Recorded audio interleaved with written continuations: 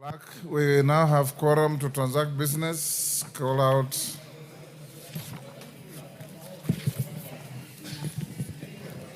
Yes. Order number 1, administration of oath.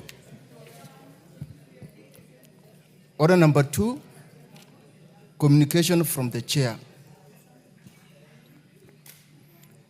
Order number 3, messages. Comes, I'll tell you.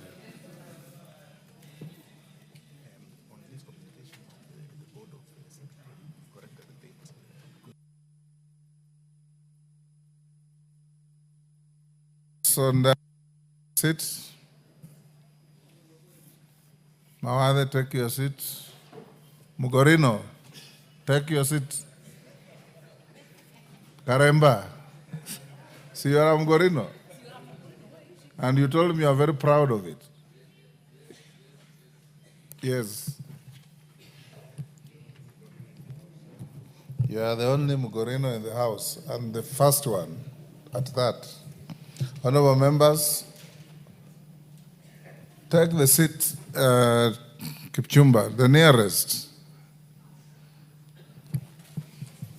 Right, so honorable members have a message from the President on nomination of a person for appointment to the board of the Central Bank of Kenya. Honorable members, pursuant to the provision of Standing Order 42.1, I wish to report to the House that I have received a message from His Excellency the President regarding the nomination of a person for appointment to the board of the Central Bank of Kenya. In the message, His Excellency the President conveys that in exercise of the powers conferred by the provisions of Section 11.2 of the Central Bank of Kenya Act Cap 491, he has nominated Mr. Pius Angasa for appointment as a member of the Board of Directors of the Central Bank of Kenya and seeks the approval of Parliament. Honorable members, it is important to note that the approval of the appointment of members of the CBK board is by Parliament, specifically Section 11.2 of the Central Bank of Kenya Act Cap 491 states, and I quote, "The chairperson and director shall be appointed by the President with the approval of Parliament."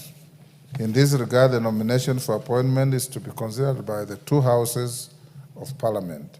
The established practice in similar instances is that the relevant committees of the two houses undertake the approval hearings jointly and report back to the respective houses.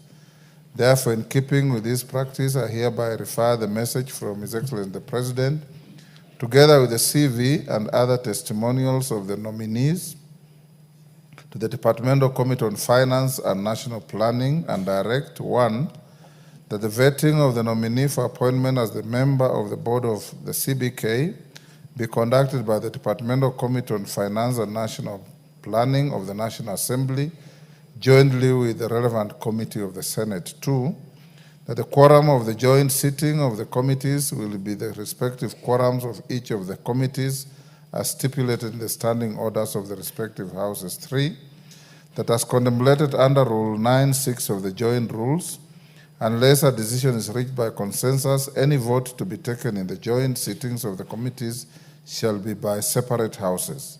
This will ensure that the numerical differences of the individual members representing the houses in joint sittings of the committees has no effect on the decision of the joint sittings. 4, that the joint committee shall, having conducted the vetting hearing, submit a joint report to the respective houses in the manner contemplated by paragraph 7 of Rule 9 of Joint Rules. And 5, that the approval process should be conducted in accordance with the provisions of Public Appointments Parliamentary Approval Act, Cap 7F. Honorable members, whereas the Central Bank of Kenya Act Cap 491 does not provide for specific timelines within which the House is to consider the nominee, Section 8 of the Public Appointments Parliamentary Approval Act, Cap 7F, requires the relevant House to undertake the exercise within 28 days. In this regard, 28 days will lapse on Wednesday, 20th August 2025. As you are aware, the House will be on recess during the period when the Joint Committee is expected to table its report, and ordinarily I would have ordered that the counting of days with respect to the consideration of the nominee ceases during the recess period and resumes when the House first sits upon resumption, being 15th September 2025. However, honorable members, noting that the House will be proceeding on a long recess on 15th August 2025, I implore upon the Joint Committee to expedite the approval hearing and table its report by Tuesday, 12th August 2025, before the House proceeds on recess to enable conclusion of the matter on our end. To this end, the committee should immediately proceed to commence the approval process, notify the nominee and the general public of the time and place for holding the approval hearing, and thereafter, upon conclusion, table their report to enable the Houses of Parliament to consider the matter. I thank you. Yeah, yes, Bowen? What's your point of order?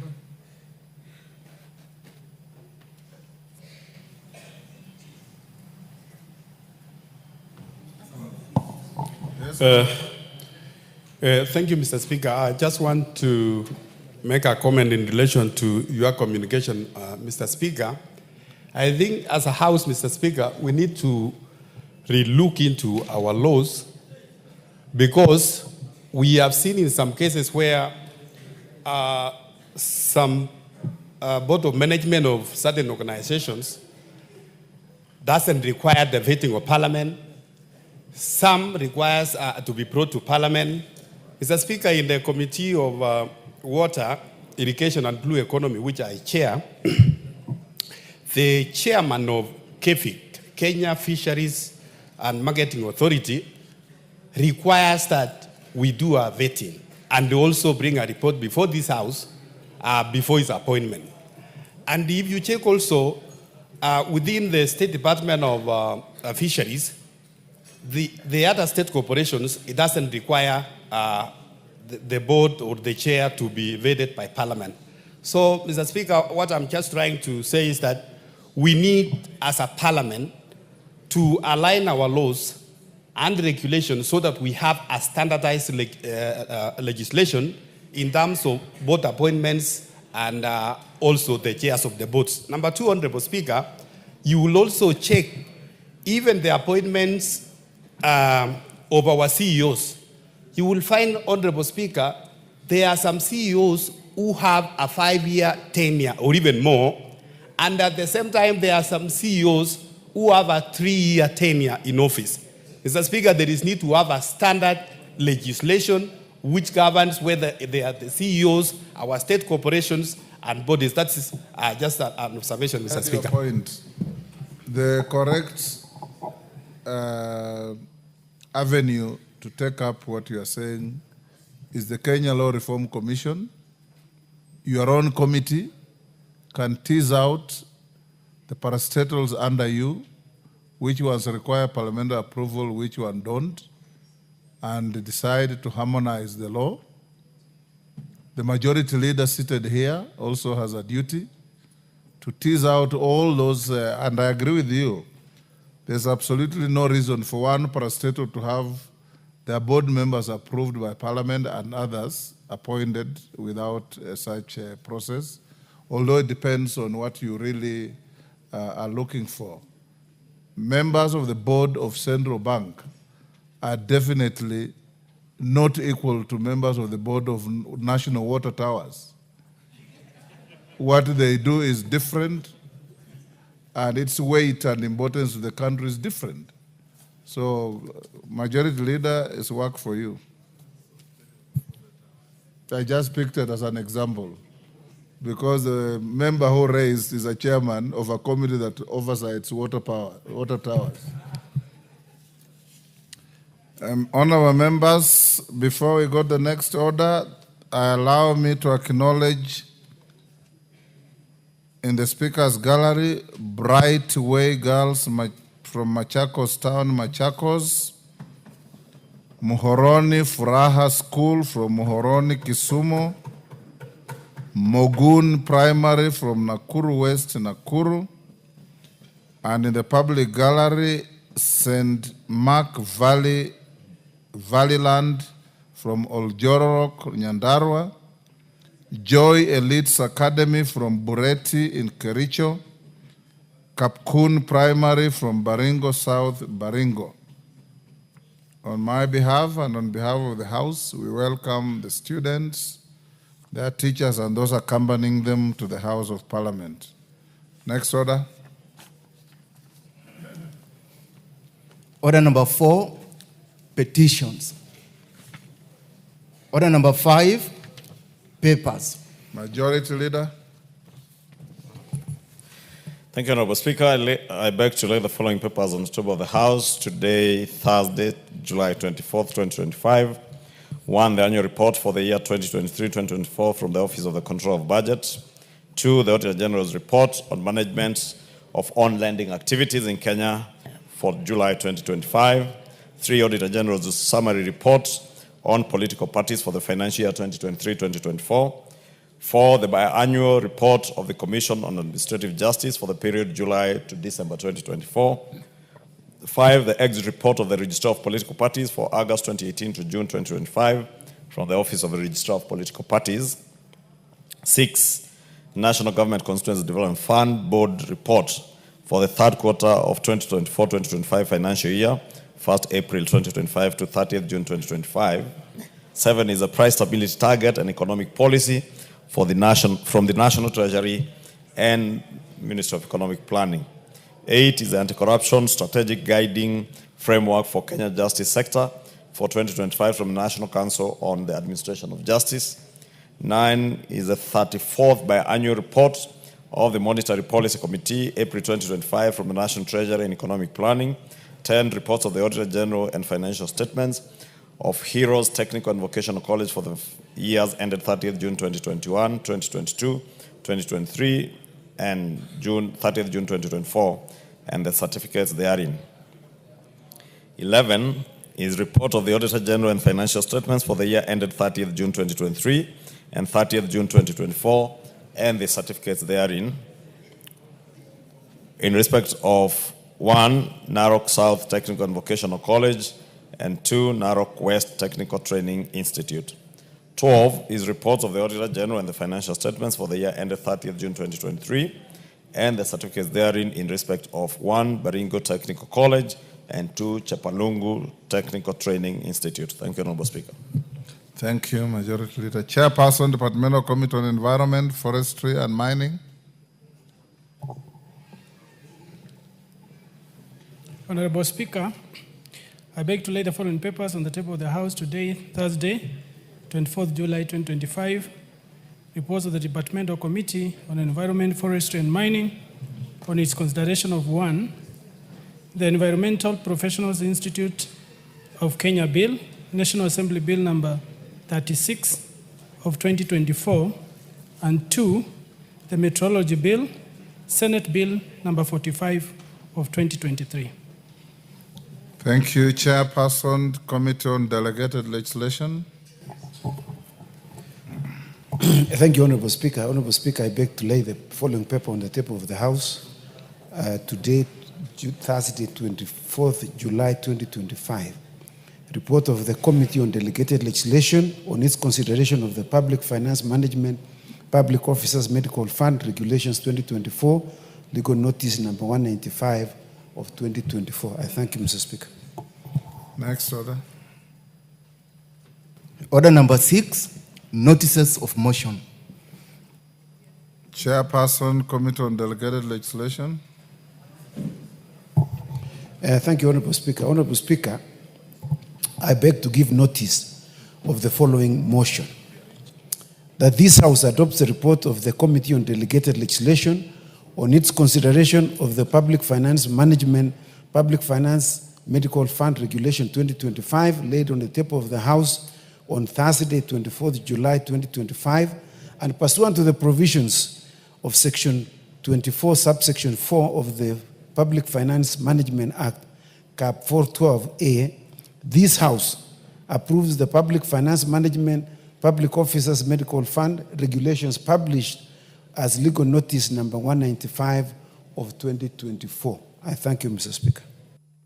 Thank you. Honorable members, before we go to order number 7, we can dispose of orders number 8, 9, and 10, which are just for questions to be put. Clerk. Order number 8, the Kenya Institute of Primate Research Bill, National Assembly Bill number 52 of 2024. Second reading, question to be put. Order, honorable members. Order, students in the gallery. You freeze where you are.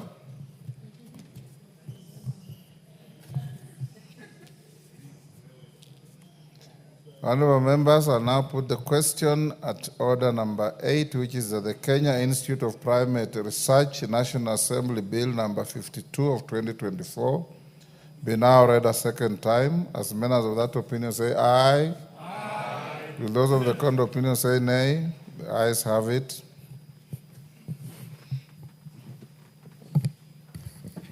A bill for an act of parliament to make provision for the establishment, powers and functions of the Kenya Institute of Primate Research to provide for the conduct of research using non-human primates and other experimental animals for improvement of human health in Kenya and for connected purposes.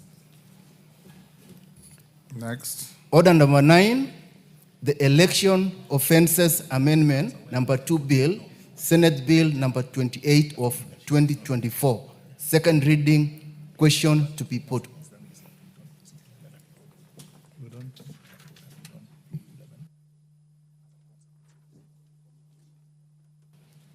Take your seat, Kandia.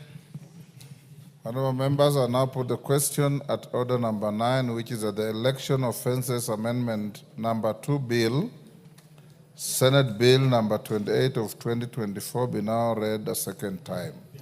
As many as of that opinion say aye. Aye.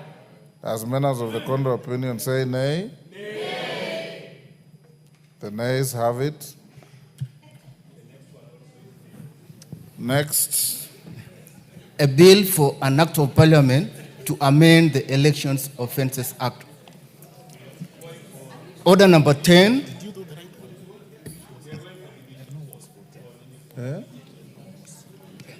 Order number 10, motion. Consideration of Senate amendments to the National Disaster Risk Management Bill, National Assembly Bill number 24 of 2023. Order, members on their feet, take your seats. Honorable members, I now put the question at order number 10, which is that the Senate amendments to the National Disaster Risk Management National Assembly Bill number 24 of 2023 be now considered. As members of that opinion say aye. As members of the contrary opinion say nay. Nay. The nays have it.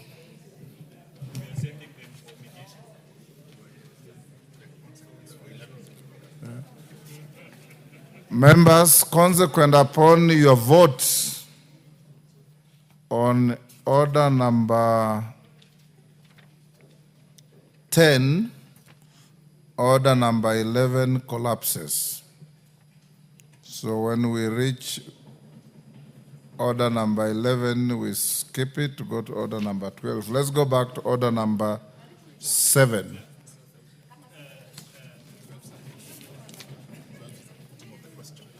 Oh, sorry, call out order number 12 is also for putting a question. Order number 12, motion. Consideration of third report on the employment diversity audit in public institutions. Question to be put. Honorable members, I now put the question at order number 12, which is that this House adopts the third report of the Select Committee on National Cohesion and Equal Opportunity on the employment diversity audit in public institutions laid on the table of the House on Wednesday, 30th April 2025. As members of that opinion say aye. Aye. Will those of the contrary opinion say nay? The ayes have it. We go back to order number 7. Order number 7, questions, and statements. Shakil Shabir. Thank you, Mr. Speaker, sir. Mr. Speaker, sir, in accordance pursuant to Standing Order number 44-2E, I wish to make a personal statement with regards to the remarks I made in Kindu Secondary School. Honorable Speaker, sir, on Friday, 11th of July, 2025, during a prayer meeting event at Kindu Secondary School, Kisumu East constituency, I made certain remarks that have since drawn public attention and concern, particularly from members of the teaching fraternity across the country. I acknowledge that the tone and general nature of my statement may have caused distress to many dedicated and hardworking teachers in our country. For this, I offer my sincere and unreserved apology. My words were never intended to attack or demean teachers concerned, nor the profession as a whole. My frustrations were born out of the continual decline of the academic performance at Kindu Secondary School, where over 95% of the students have persistently scored the grade E. As a member of parliament, I'm a firm believer in the transformative... Order, members. Can we hear the Honorable Shakil Shabir? Go on, Shakil. Thank you, Mr. Speaker. As a member of parliament, I'm a firm believer in the transformative power of education, and this situation deeply troubles me. Honorable Speaker, it is sad to note that whereas the government is committed to supporting schools, there are teachers at work who at cross purposes. For instance, during the function and classroom time, more than 10 TSC teachers were absent without cause. This despite the fact that the government has invested heavily in school infrastructure and the teachers are reliably paid monthly salaries on time. My intention of the remarks was to call out the small number of individuals whose continued negligence is sabotaging our children's future and tarnishing the good name of the teaching profession. In conclusion, Honorable Speaker, sir, while regretting the trajectory in which the remarks were made, I call upon the Teacher Service Commission and the Ministry of Education to rein in on the teachers who are not committed to serve the community and the nation at large, and be more proactive in addressing similar situations that arise in good time. Thank you, Honorable Speaker, sir. Thank you, Honorable Shakil. Being a personal statement, nobody is allowed to comment. Majority Leader. Thank you, Honorable Speaker. Pursuant to the provisions of Standing Order 44-2A, I rise to give the following statement on behalf of the House Business Committee, which met on Tuesday, 22nd July 2025, to prioritize business for consideration during the week. Honorable Speaker, allow me to first officially welcome members back from the short recess, and I hope that we are all invigorated and ready to perform our roles in what promises to be a very busy part of the fourth session. I further urge committees with priority business pending before them to expedite consideration and submission of reports to the House so as to enable the conclusion by the House within the set timelines. I also encourage committee chairpersons and members to be present in the House to prosecute various items of business concerning their respective committees. Honorable Speaker, with regards to business scheduled for Tuesday next week, the House is expected to consider the County Public Finance Laws Amendment Bill, Senate Bill number 39 of 2023, in Committee of the Whole House. Additional, Honorable Speaker, debate will be undertaken on the following motion should they not be concluded in the course of business this afternoon. 1, consideration of the reports on the examination of financial statements of selected state corporations. 2, consideration of second report of the Constitutional Implementation Oversight Committee on the status of implementation of the Constitution. 3, consideration of the 6th report of the Decentralized Funds Accounts Committee on the financial statements for the NGCDF accounts for 3 constituencies. And 4, consideration of comprehensive economic partnership agreement between the Republic of Kenya and the United Arab Emirates. Honorable Speaker, in accordance with the provisions of Standing Order 42A, 5 and 6, I wish to inform the House that the Cabinet Secretary for the Interior and National Administration, the Honorable Kipchumba Murkomen, is scheduled to appear before the House on the afternoon of Wednesday, 30th July 2025 to answer to the following questions.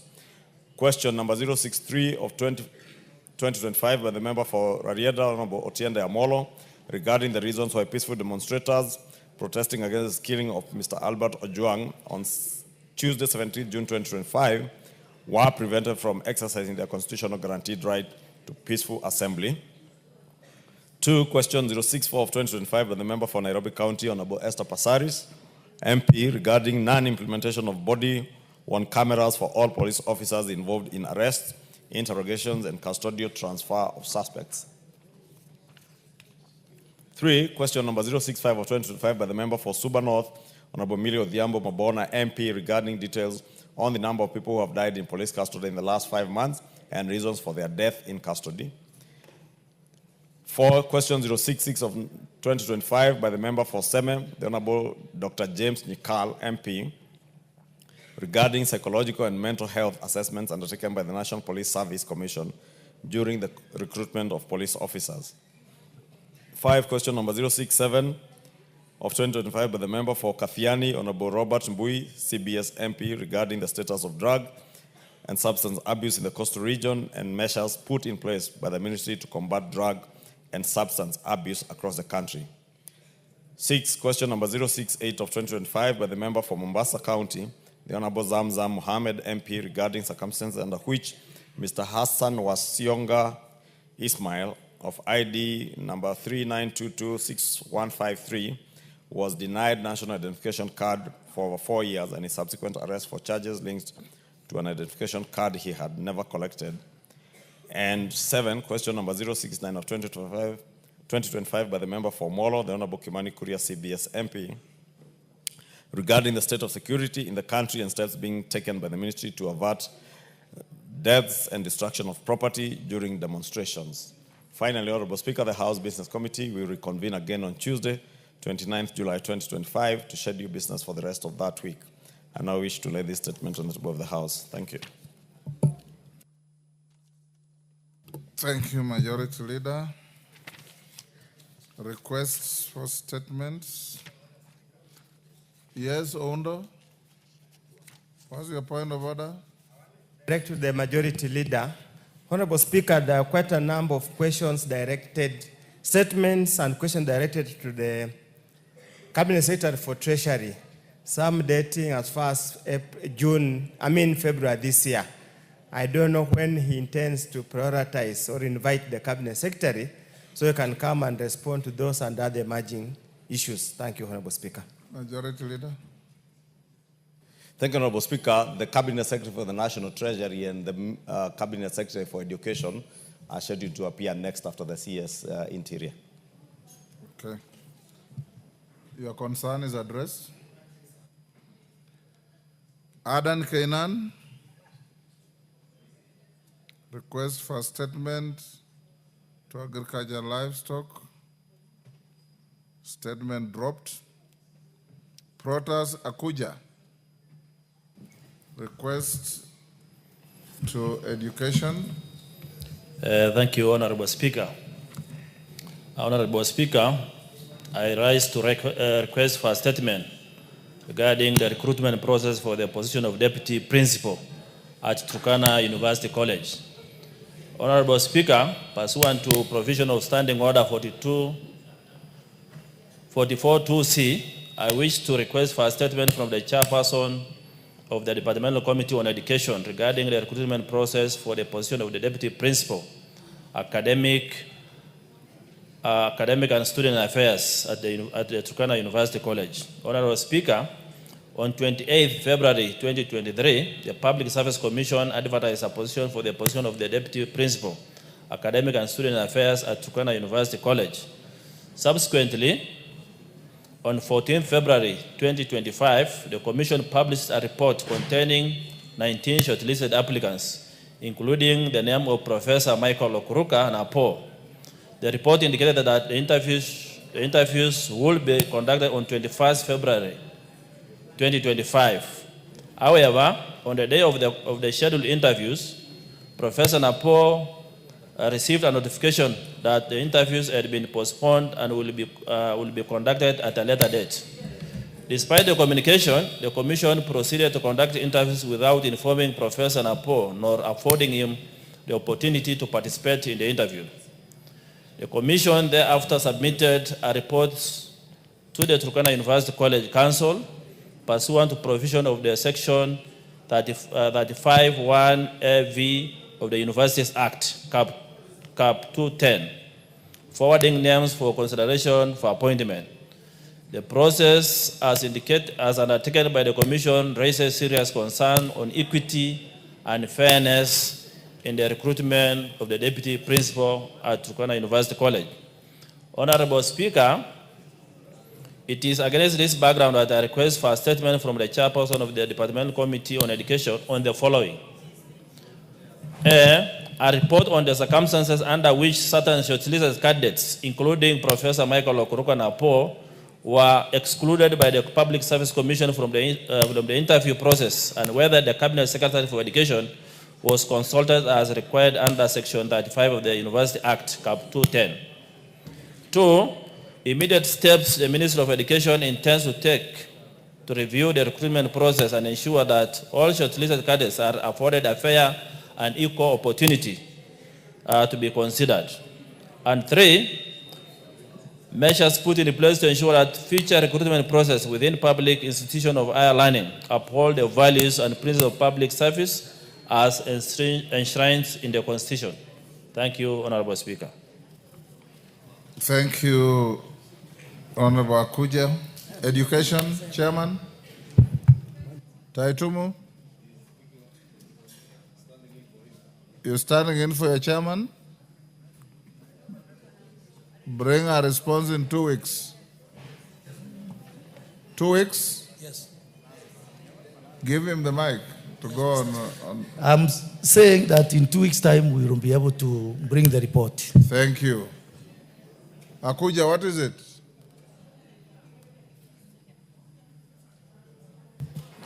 Thank you, Honorable Chair. Honorable Chair. Which chair? Honorable Speaker. Sorry. Honorable Speaker.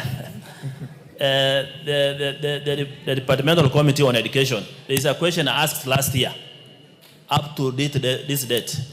That particular response has not been brought, and they mentioned 2 weeks. So there is laxity in this particular department. So I'm not very sure whether that response will be brought. In 2 weeks, you bring the response Mr. to the Speaker, statement requested now and the pending one. but Mr. Speaker, I believe questions that were raised 2 years ago have already lapsed. The time lapsed, but I believe we can provide Abuja, answers. if it is, you say you requested when? He is saying 1 year ago. That is what he is saying. Is that so, Akuja? Honorable Speaker, I requested a statement in December last year. Hiyo ilikufa. But because they take a lot of time to respond to this and they say 2 weeks and it takes Now forever. will not allow it, but you can go to the table office and resurrect your statement. Okay, thank you. Owen Bayer. Owen Bayer. Statement dropped. Musa Sirma. Yes, Hillary? Thank you, Are Mr. you purporting to present the statement? On behalf of Honorable Musa Sirma. Where is the written authority? He's just gotten stuck in You traffic. cannot be instructed on phone.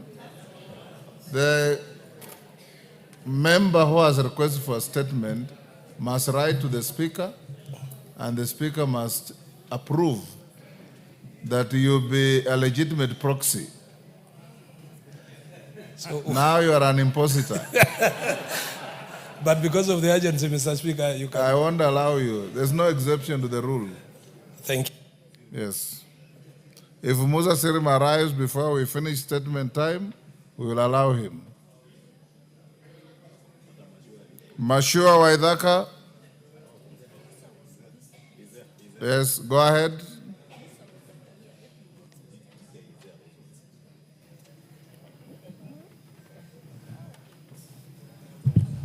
Go ahead. Thank you, Honorable Speaker. Honorable Speaker, pursuant to the provisions of Standing Order 44-2C, I wish to request for a statement from the chairperson of the Departmental Committee on Transport and Infrastructure regarding the impact of the recent rise in global oil prices on road construction projects across the country. Honorable Speaker, every financial year, the National Assembly appropriates funds towards the development, maintenance, and expansion of road infrastructure to enhance access to essential services across the country and support economic development. A key component used in road construction is bitumen, a petroleum-based product derived from crude oil. Notably, as of the 23rd June 2025, global crude oil prices had steadily risen, largely attributed to the escalating tensions in the Middle East. This has raised serious concerns about disruptions in global oil supply chains, which in turn has contributed to the rising cost of oil. There is a growing concern that these developments might adversely affect the timing implementation of ongoing and planned road construction projects in the country. This could lead to the lack of achievement of national development goals, hinder mobility, and limit access to critical services such as healthcare and education. Honorable Speaker, it's against this background that I request for a statement from the chairperson of the Departmental Committee on Transport and Infrastructure on the following. 1, a report on the extent to which rising oil prices may impact road construction projects in the country, and 2, immediate and long-term measures being taken by the Ministry of Roads and Transport to cushion road infrastructure projects from the effects of increased oil prices. I thank you, Honorable Speaker.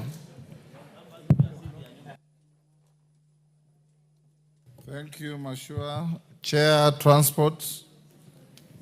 Thank you, Honorable Speaker. GK. We'll respond in 2 weeks. 2 weeks, thank you. Honorable Zamzam Mohammed, Mombasa County. Honorable Speaker, pursuant to the provision of Standing Order 44-2C, I raised requests for the statement from Chairperson of the Departmental Committee on Transport and Infrastructure regarding the safety of ferries operated by the Kenya Ferry Services. Honorable Speaker, ferry services are key lifetime for coastal residents as their significance goes beyond mere transportation. They serve as essential component of the region's infrastructure, facilitating economic development and promoting social integration. Thousands of Kenyans rely on ferry services daily to cross the Likoni and Mtongwe channels. However, in recent years, the state of these ferry services, particularly at the Likoni and Mtongwe channels, has declined significantly. This deterioration has led to increasing safety concerns, which members of the public consistently raising alarm on the poor condition of vessels, inadequate safety equipment, and frequent services disruptions. Honorable Speaker, following the Mtongwe ferry tragedy of 1994, an incident that claimed the lives of 270 people, the government pledged to address the systematic issues that led to their disaster. Unfortunately, those commitments remain largely unfulfilled. The deterioration of ferry operations at the Likoni and Mtongwe channel continues to pose a serious risk to the lives of Kenyans. Honorable Speaker, it is against this background that I request for a statement from the chairperson of the Departmental Committee on Transport and Infrastructure on the following. 1, a report on the current operational status of the ferries in use at Likoni and Mtongwe channels, including the safety audit reports conducted in the last 12 months. 2, the immediate measures the Ministry of Roads and Transport has undertaken to address the current state of ferry services at Likoni and Mtongwe crossings. 3, an explanation on why the new emergency and safety equipment, including life jackets, life buoys, and all other essential tools ordered by the government, have not yet been delivered or commissioned, and indicate when they shall be deployed at the ferry terminals. And 4, the steps taken by the ministry to ensure modernization of ferry services and construction of alternative crossings to decongest and ensure safety of persons using the Likoni and Mtongwe ferry crossings. I thank you, Honorable Speaker.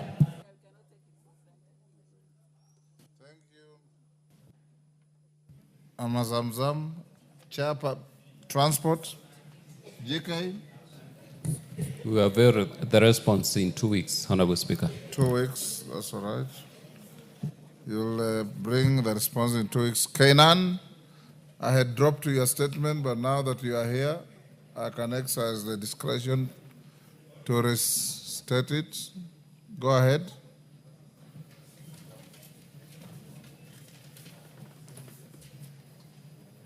Speaker, thank you so much. The order paper was a bit misleading. It talks of Tuesday, but thank you so much, Mr. Speaker. Mr. Speaker, I used to request for a statement. An apology is desirable. When I called you out, you are not here. Okay, thank you, Mr. Speaker. Request for a statement regarding... An apology is desirable. I said thank you, Mr. Speaker. I apologize for coming late. Yes, good. Request for a statement regarding the rehabilitation and development of hardened grounds and migratory routes in pastoral regions of northern Kenya, Mr. Speaker. Honorable Speaker, pursuant to the provision of Standing Order 44-2C, I rise to request for a statement from the chairperson of the Departmental Committee on Agriculture and Livestock regarding the protection, rehabilitation, and development of hardened grounds and migratory routes in pastoral regions of northern Kenya. Mr. Speaker, sir, pastoralism is not merely a cultural heritage, but a critical economic mainstay that sustains millions of livelihoods, particularly in northern Kenya communities.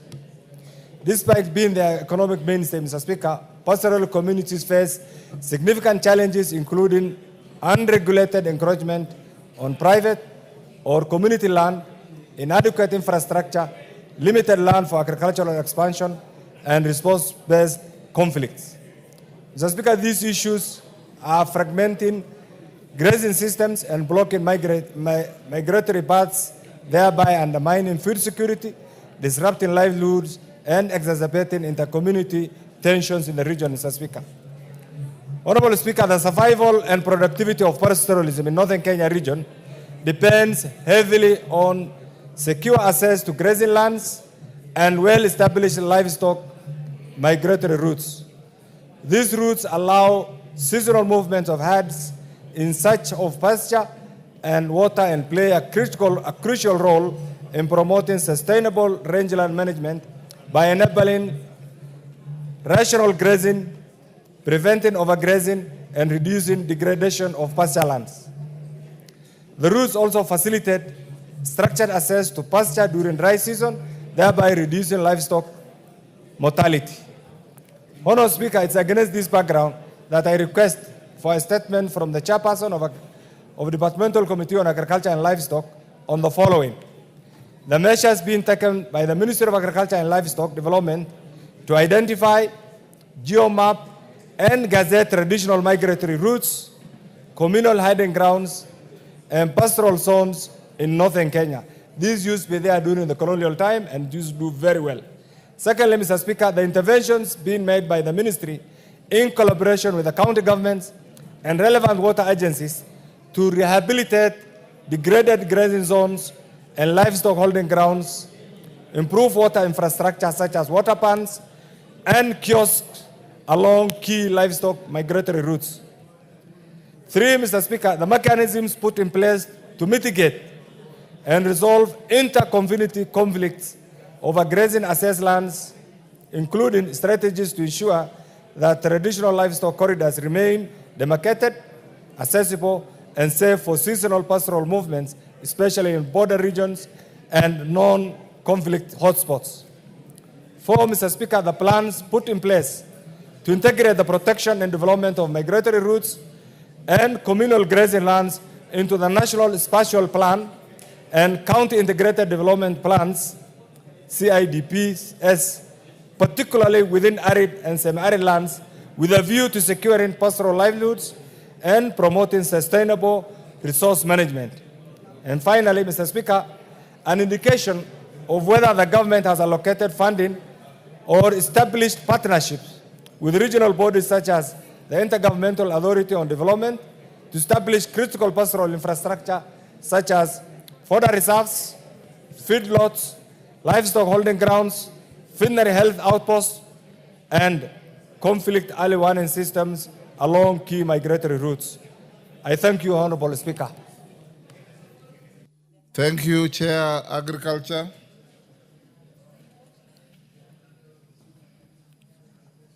Any member? Ferdinand Wanyonyi? I promise that we get into this the next 2 weeks. 2 weeks. Thank Yes, you. Mr. Speaker. Because the committee is actually in 2 weeks, right. Okay, good. Is Owen Bayer in the house now? No. Musa Sirma? No. We go to requests. Richard Diagon?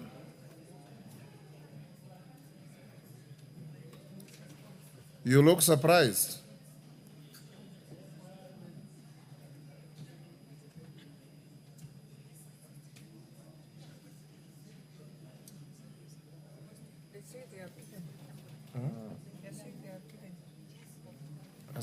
Ask this.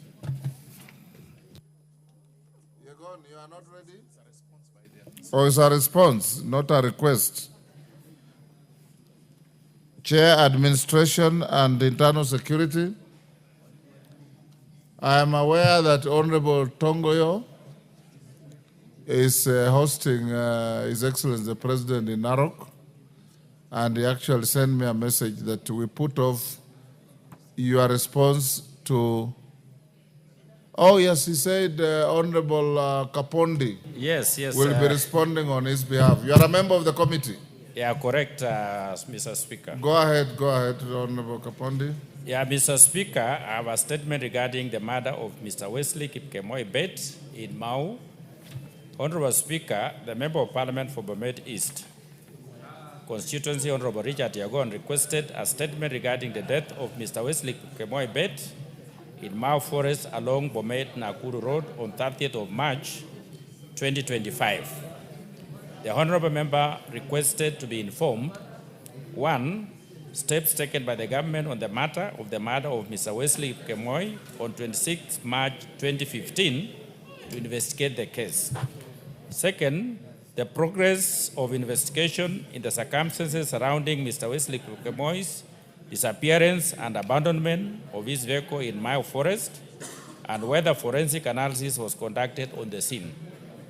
3, a report on the whereabouts of Ms. Jacqueline Chepkurui as a person of interest identified by the family of Mr. Wesley as a key suspect in the matter, and the findings of the police on the connection, if any, with the disappearance and subsequent death of Mr. Wesley Kipkemoi. 4, whether Mau Forest remains a safe route for travelers and what security measures are being implemented to enable safety of road users.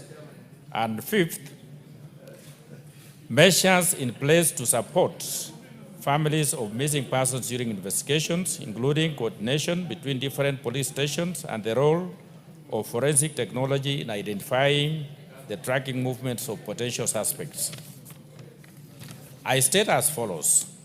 1, steps taken by government on the matter of the murder of Mr. Wesley Kipkemoi on 26 March 2015 to investigate the case. Honorable Speaker, on 30th March 2025 at approximately 1540 hours, Joylyn Maritime, aged 29 years, reported an incident of robbery with violence at Tagich Police Station, documented under OB number 7/30/3/2025.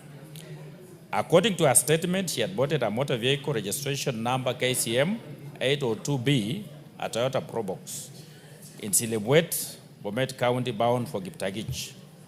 Upon reaching a section of Mao Forest, the driver, identity unknown at the time, stopped the vehicle, forcibly pulled her out, and began to strangle her. In fear for her life, she surrendered her purse containing Kenya shillings 4,700, a Vivo phone worth Kenya shillings 28,000, and personal documents. Despite complying, the driver continued to strangle her and attempted to sexually assault her in the forest. Her screams attracted a passing border rider and his pillion passenger, who intervened and rescued her. The driver fled into the forest. The rescuers and the victim deflated the vehicle tires to immobilize it and reported the matter at Kiptagich police station. Police officers led by the officer commanding station, OCS, visited the scene and found the vehicle stuck in the mud and stagnant water off the Bomet-Kiptagich road. The vehicle was processed and towed to the station. The victim was taken to Kiptagich Health Center, treated for injuries sustained during the assault, and later discharged.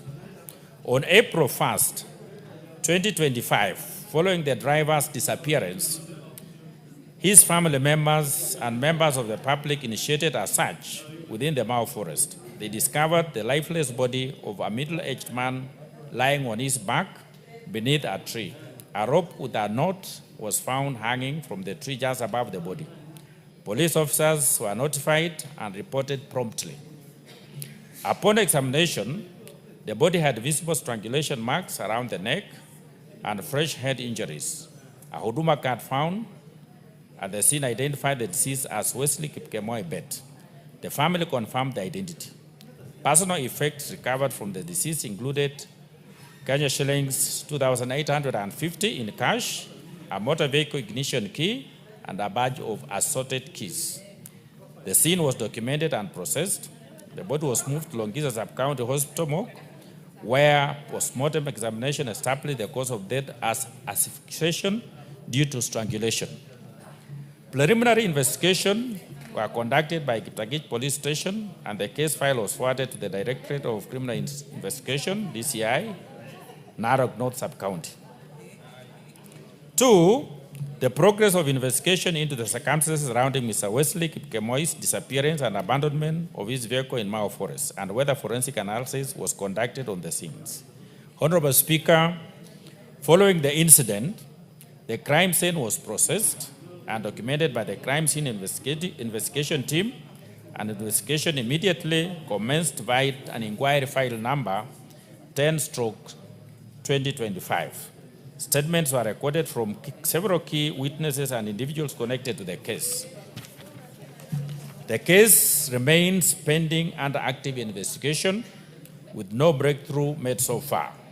The Directorate of Homicide is currently handling it. Third, a report on the whereabouts of Ms. Jacqueline Chepkurui, a person of interest identified by the family of Mr. Wesley as a key suspect in the matter, and the findings of the police on the connection, if any, with the disappearance and subsequent death of Wesley Kipkemoi. Honorable Speaker, it is important to clarify that the initial complainant in this case is Ms. Joylyn Maritim and not Ms. Jacqueline Chepkurui, as indicated in the reference parliamentary question. Given the circumstances surrounding the events of that day, Ms. Joylyn Maritim is considered a person of interest in the ongoing investigations. However, she has been fully cooperative with the investigators and remains available whenever required. Statements have been recorded from all key individuals, including Ms. Joylyn Maritim, the first respondent at the scene, family members of the deceased, and the police officers involved. The post-mortem examination confirmed that the case of death was asphyxiation due to strangulation. The body was discovered under a tree with a rope fashioned from tree bark hanging above, suggesting a possible suicide by hanging. Fifth, whether Mao Forest remains a safe route for travelers and what security measures are being implemented to ensure the safety of the road users. Honorable Speaker, in light of the reported incident and assorted security concerns, concerted efforts have been made to enhance the safety of Mao Forest as a travel corridor.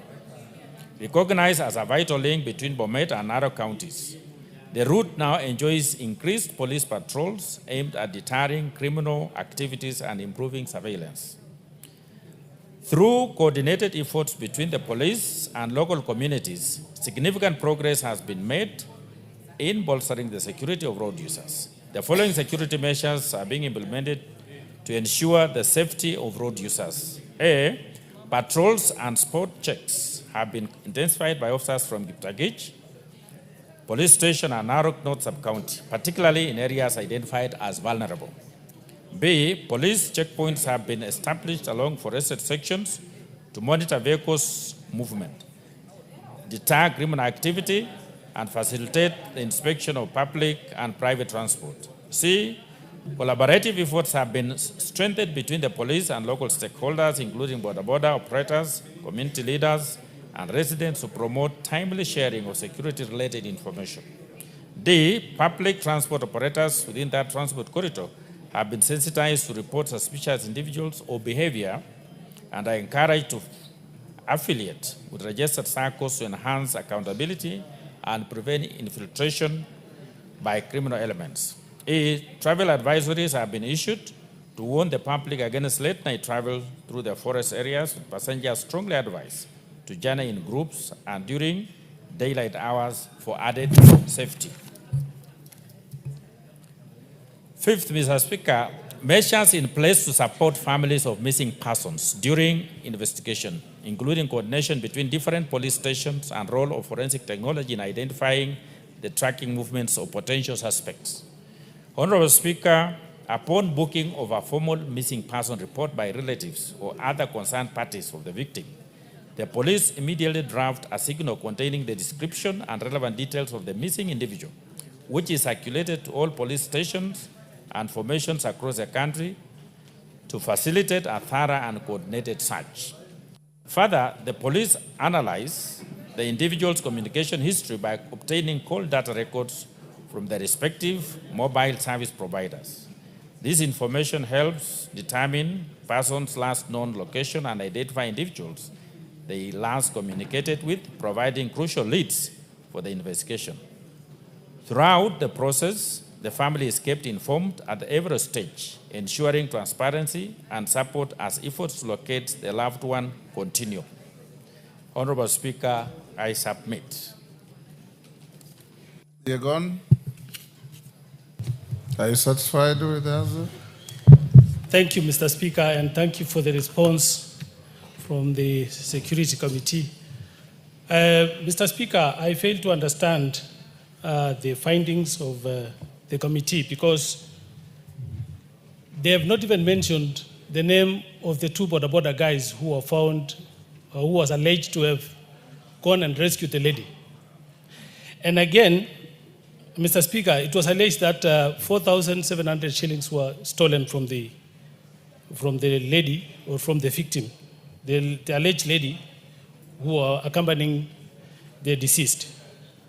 And upon searching the deceased, when he was found, 2,850 shillings was found in his pockets. And mark you, Mr. Speaker, this gentleman never went anywhere. It just some few meters away from where the vehicle was found. And the police are mentioning again about a different name. One Joylin Maritime. And since I also try to get to know the information because the people, the members from my constituency went to search for this gentleman who was found dead. I understand they got an identity card for one lady called Jacqueline Jepkirui. So I don't know where this Joylin Maritime came from. So, Mr. Speaker, I think I need further serious clarification because the family is going through a lot of problems and they want to know the real, what really went through, what happened really until their kin passed on. Thank you, Mr. Speaker. Honorable Kapondi, do you have any response to that? Yeah, Mr. Speaker, I think it is very clear to our colleague that the case is still active. So any information that he may have can still be channeled to the DCI in Kiptagich because the file is still open. So it is not yet concluded. So the honorable colleague should just be patient. You will have a very conclusive answer later. Thank you. Honorable members, before we go to the next, in the speaker's gallery, I acknowledge Muhoroni Furaha, I believe it's a school, Muhoroni Kisumu, All Pusimoru Secondary School from Narok North, Narok. In the public gallery, AIC Academy from Baringo North, Baringo. Ilengi Secondary School from Kitui South, Kitui. Saverian JSS from Kisumu Central, Kisumu. Kakululo Primary and JSS from Mwingi West, Mwingi. On my behalf and on behalf of the House, we welcome the students and their teachers and those accompanying them to the House of Parliament. Next, a request by Julius Taitumu. Is Julius in the house? Yes, Julius. I'm told Ivo Barra is responding. Orero from Committee of Education. Orero, you have authority from your chairman. So yeah, both of you are saying yes. Is it Eve Orero? Go ahead, Honorable Orero. Thank you, Mr. Speaker. This is a response to statement by Julius Taitumu on promotion of teachers. It is a report by the TSC detailing the number of teachers per county, names, TSC numbers of teachers promoted per county, and the promotional cadre for each teacher, and the school where each teacher is stationed. The Commission is competitively promoted 25,252 teachers during the financial year 2024-2025. Now, the promotion exercise was guided by the principles of public service under Article 232 of the Constitution and in consideration of, among others, equity and inclusivity and the available vacancy per grade. Now, the data for the 25,252 promoted teachers per county is shown under Appendix 3A and B, which is at the back of this paper.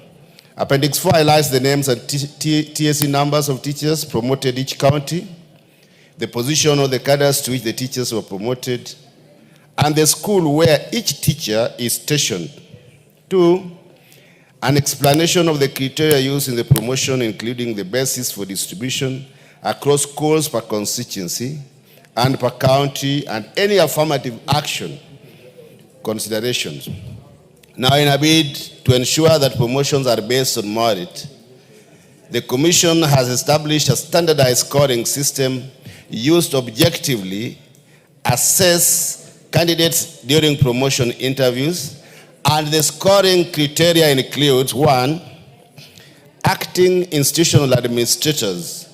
Now, special marks are allocated to teachers who took on acting roles or performed administrative duties, such as principals, head teachers, deputy principals, and deputy head teachers positions, etc. However, the duration of time spent in these acting roles significantly influenced the allocation of marks. Now, teachers who have acted for a longer period perceive or receive more marks compared to those who have served for shorter duration. Now, this aims at acknowledging the level of responsibility handled by teachers during their acting tenure. Now, 2, teacher stagnation. Now, those teachers who have stayed in one grade for a longer duration earn higher scores compared to those who have shorter period in their current grade.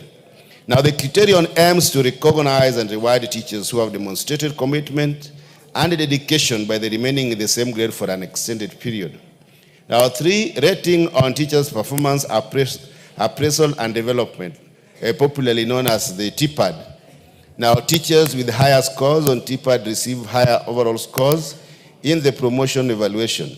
Now, this criterion aims to ensure that teachers who consistently excel receive appropriate recognition and rewards for their efforts. For the age of the teachers. Now, teachers in the age bracket score higher compared to those in younger age group. A tiered approach is employed to differentiate scores based on age ranges. For instance, now teachers who are 50 to 54 years could receive lower marks compared to those aged 55 and above, but higher scores compared to teachers in the age of 45 to 49 years of age group.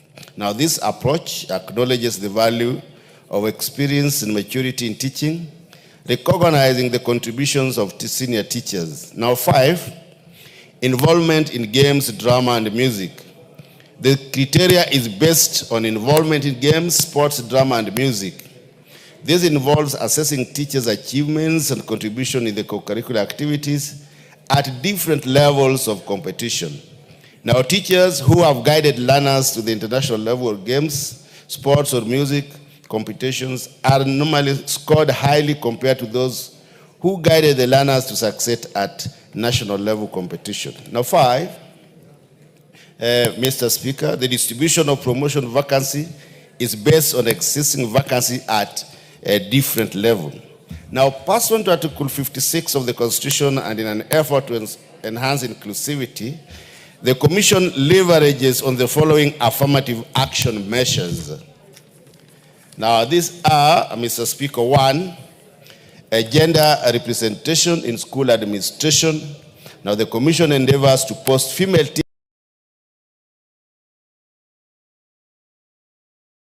teachers to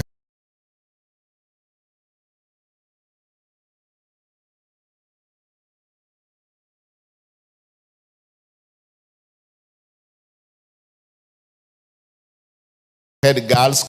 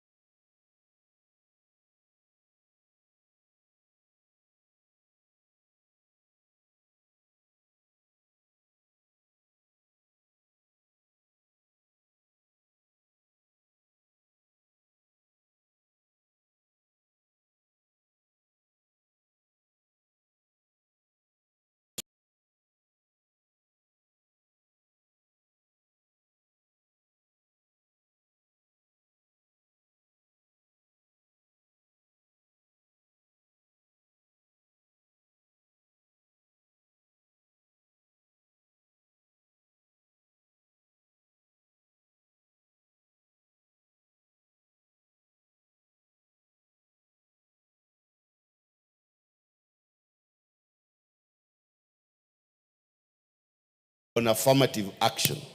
Now, the alignment to legal and regulatory frameworks provides the foundation for fair, transparent, and predictable recruitment on promotion practices.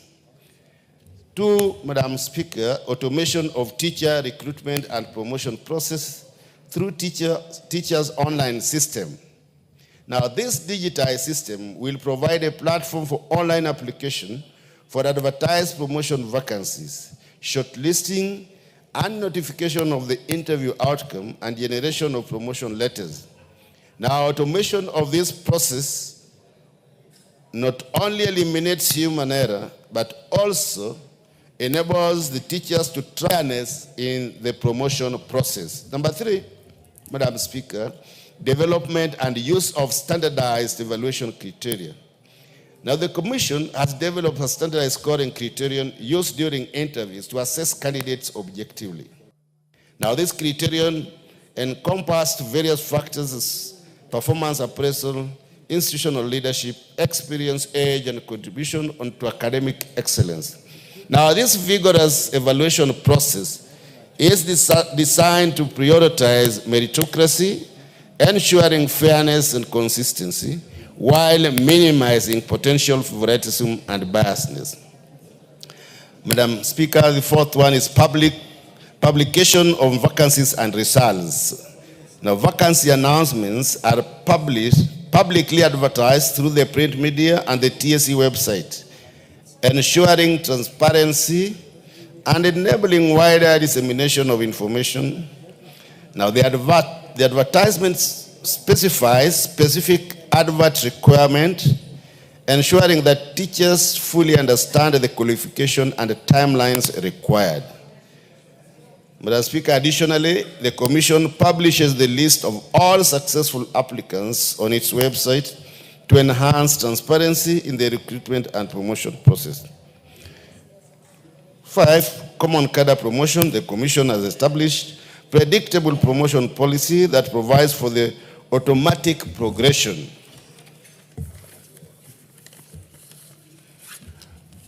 Automatic progression of teachers serving in common cadre grades without the need for competitive interviews.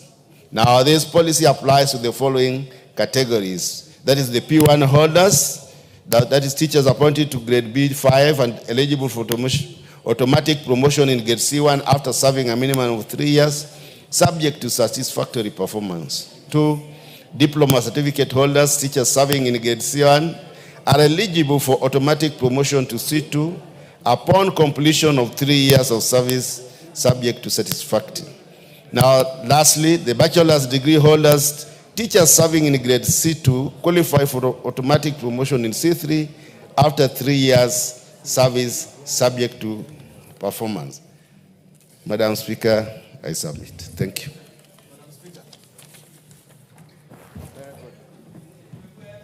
Yes, Honorable Sunkuli, what do you have to say? Oh, sorry, the one out there. It's okay, Honorable Sunkuli can proceed because he got my attention first. We'll come to you. Madam Speaker, my attention is really on these promotions of from C1, from C2 to C3 to C4. And I'm wondering, because this is affecting us, especially in Transmara. Because when you look at it, there are no head teachers who can come from Transmara because the promotions are not happening. So we are importing teachers from outside to come and head our schools because of these promotions that are lacked. Can the committee consider doing action, affirmative action, so that these other people can also benefit and be promoted to C4, from C4 to D2? Because if you look at it, the most qualified teachers now are in C4. It will take them 12 years to reach D3 to be able to be promoted to be head teachers. This is an issue that we need to address seriously. Member for Igembe North, he has enriched your question. Thank you, Madam Speaker. What the member has given us is just scholarly and theoretical argument, because if you look at the folder behind, there are no names of the teachers promoted in various countries. But I want to believe, since question number 3, you have said that in the future, you will adhere to the principles that are set during interviews. I may indulge you, but the answers are superficial. They does not contain what the questions are required.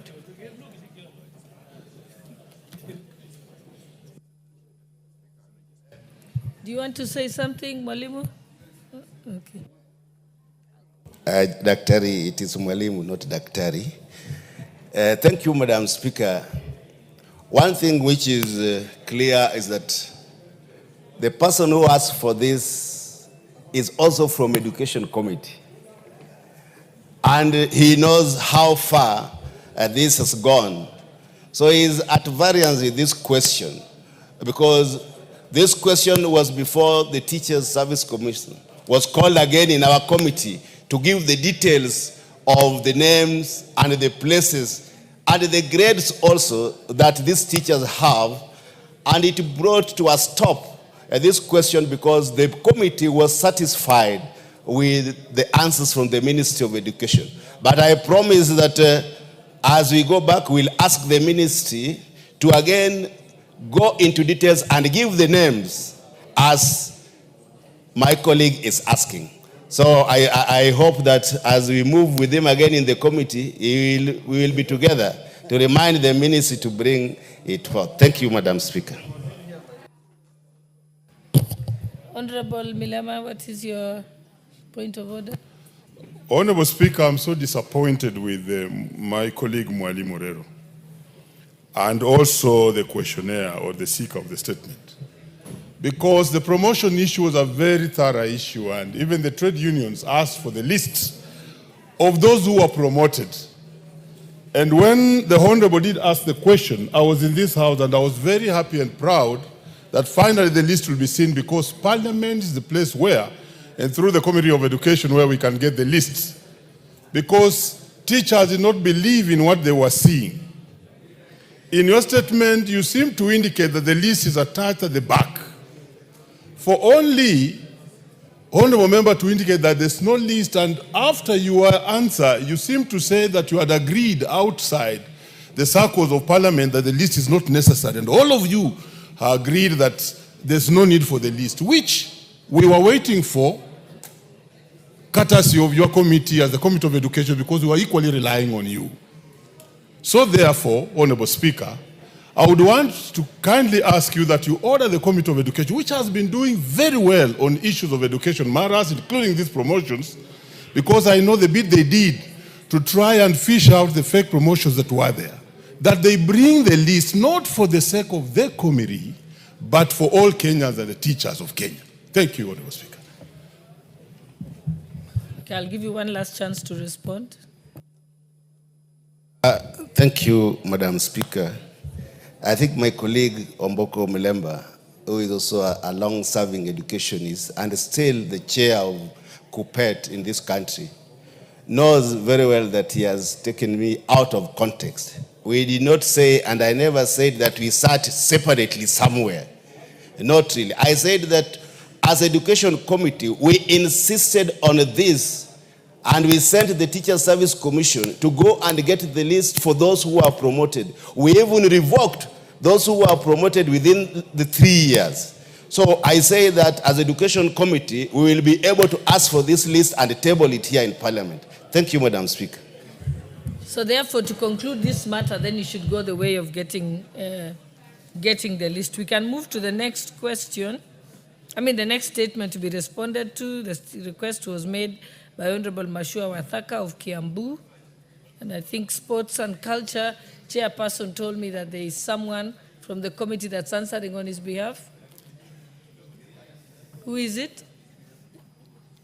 You may proceed. Thank you, Madam Speaker. I just want to respond to a statement pursuant to National Assembly Standing Order number 44-2C, In reference of a letter made to us as a committee, I'm responding this on behalf of our chairman, Honorable Dan Wanyama. My name is Honorable Mule, a member of Sports Culture Committee.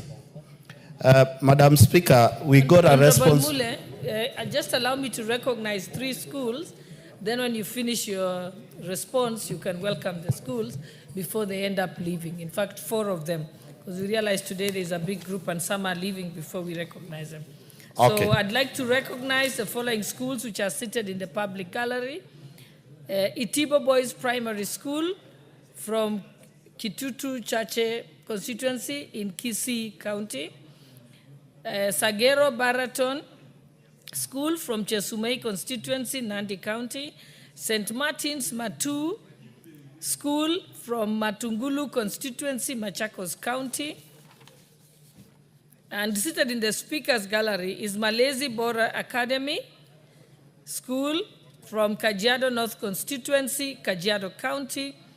Don Bosco Boys School from Bomachoge Chache constituency in Kisii County. You may proceed, Honorable Mule, and then you'll welcome these schools on our behalf. Thank you, Madam Speaker. First and foremost, I want to welcome the young generation to this august house. I want to encourage the young people to take their education seriously. I know on the gallery is one of my schools which we support, Matu Secondary School from Matungulu constituency. On behalf of all the members in the august house, we welcome you to this house to follow up the proceedings. Thank you, Madam Speaker. I just want to proceed with the response as we received it from the ministry regarding the letter which was done to us by one Michael Karaga. Honorable Speaker and distinguished members of this house, it was a pleasure by the departmental committee to receive a letter regarding the sponsorship of Michael Kingara, a top amateur golfer, as the letter was dated 11th June 2025. Introduction: Michael Kingara is a 30-year-old Kenyan golfer amateur, has distinguished himself on the international stage through consistent performance and dedication. He is ranked 64th position in the world amateur golfing ranking. He is ranked number 3 in Africa continent, and is the ranked secondly nationally in Kenya. Michael explained Mr. Michael, a Kenyan talented and resilient in sports of golf, with an impressive handicap of 2.5, which underscores his skill as a top amateur golfer globally. Michael developed a passion for golf at an early stage, and which I want to encourage quite a number of young people also to follow the steps of Michael. His relentless pursuit of his excellence has seen him participate in numerous national and international tournaments, steadily climbing the ranks and gaining recognition both locally and abroad. Madam Speaker, recent performance and financial recognition for Michael won 13 out of 28 events in the national calendar, making him the best-ranking amateur in Kenya in 2024. His dominance in the national amateur scene highlights his constant skill and dedication. He was sponsored with the Sports Persons of the Year in the Sawyer Award 2024, recognizing his outstanding contribution to Kenya sports and his exceptional performance in the tournament. He has participated in the British Amateur Open 2023-2024, Ghana Open, Egypt Open, Rwanda Open, International Paris, internationally in Paris, in Portugal, Africa Region Tournament, Victoria Cup, and the All African Golf Team Championship. His participation to the tournament was supported by the Kenya Golf Federation, KGF. Michael benefited significantly from the Kenya Amateur Golf Championship Series organized by the Kenya Golf Federation, KGF, earning over 1.4 million Kenya shillings in 2024. In 2025, he has accumulated close to 0.5 million. This earnings reflects his growth success and the Federation commitment to recognize and rewarding talents in the line of Talenta Ella initiative, which aims to provide platform for the talent recognition and development. 1.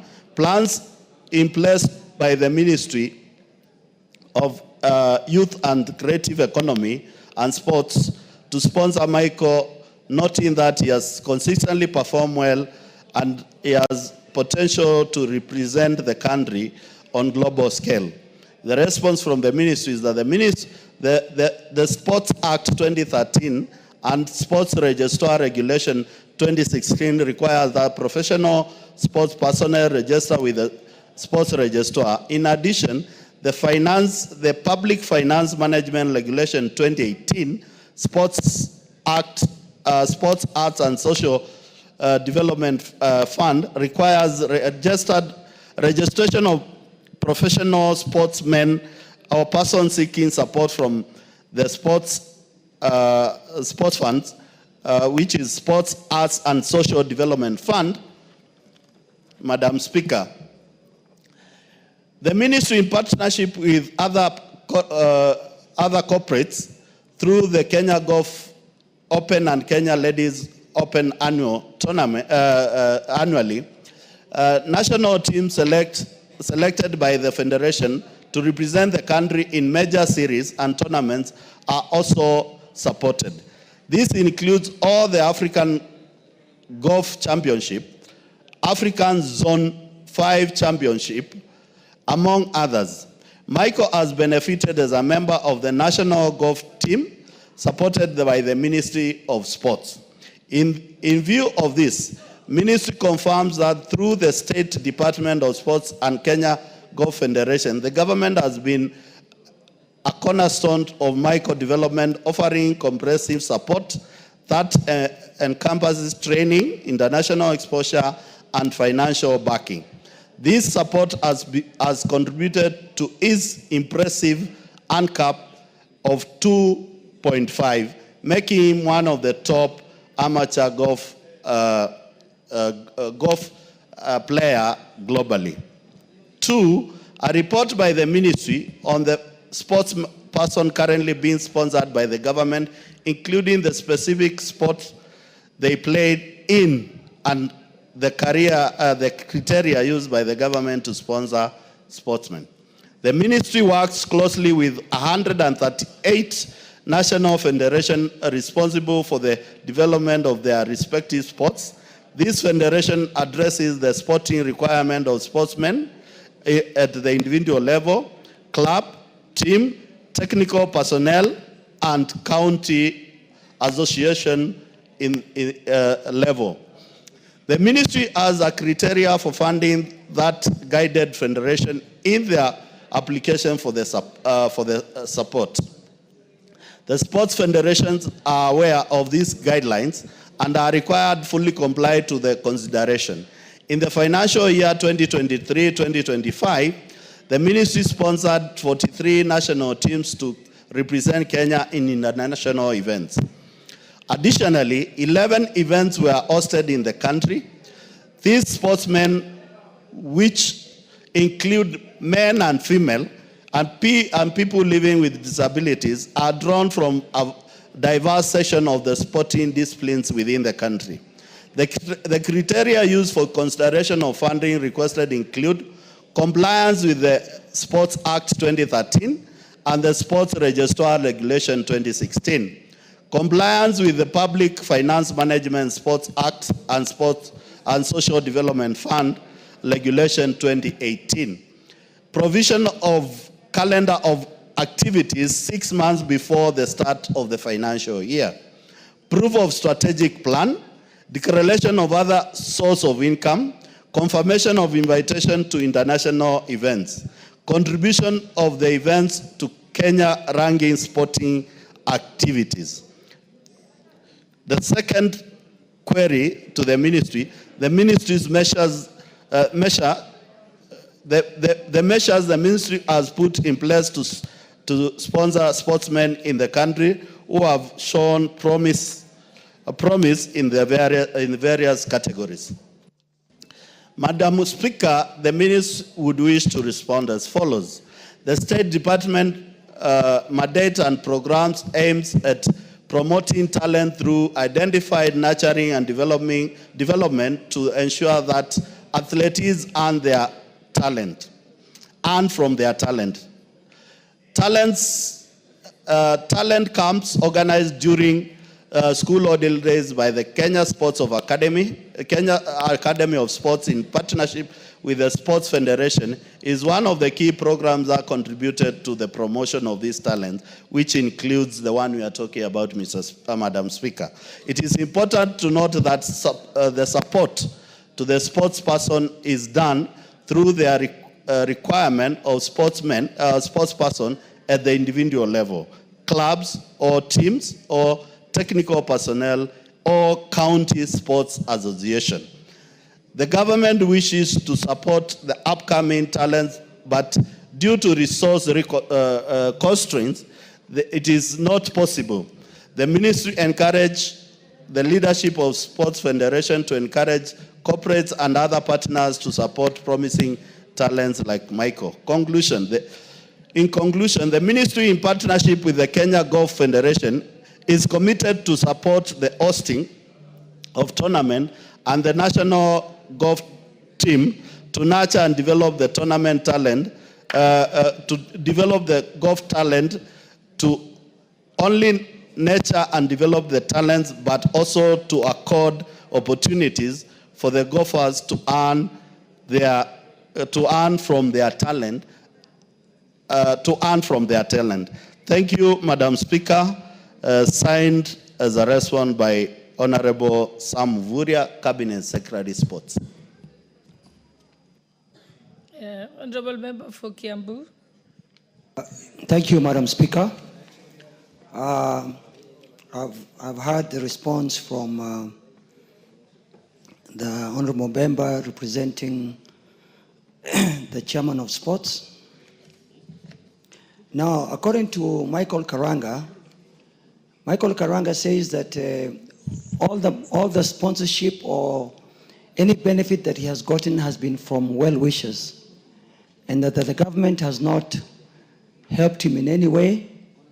And if so, if the government claims to be sponsoring him in any way, if the government or if we can get some vouchers or receipts to show the same, because he believes that he has been overlooked as a great talent in this country. Number two, Madam Speaker, Michael Karanga says that whenever he's going out, him and his members of golf fraternity, they are welcomed by the Minister for Sports and given the national flag, and they go out of the country, and when they return, there is nobody to welcome them back and receive the flag. Madam Speaker, I recall about 2 weeks ago, we saw arguably one of the greatest 1,500 meters, Faith Kipyegon, and the lady who runs the 5,000 meters, Chebet, come back, and they were honored by the government by being given 5 million each. So Michael Karanga thinks that he has earned this kind of, he's a champion in this country. And he thinks that he should also be accorded benefits because he has greatly honored this country, Madam Speaker. So I'm not satisfied with the response that I've gotten from the chairperson of sports, and I would want a further review. I submit, Madam Speaker.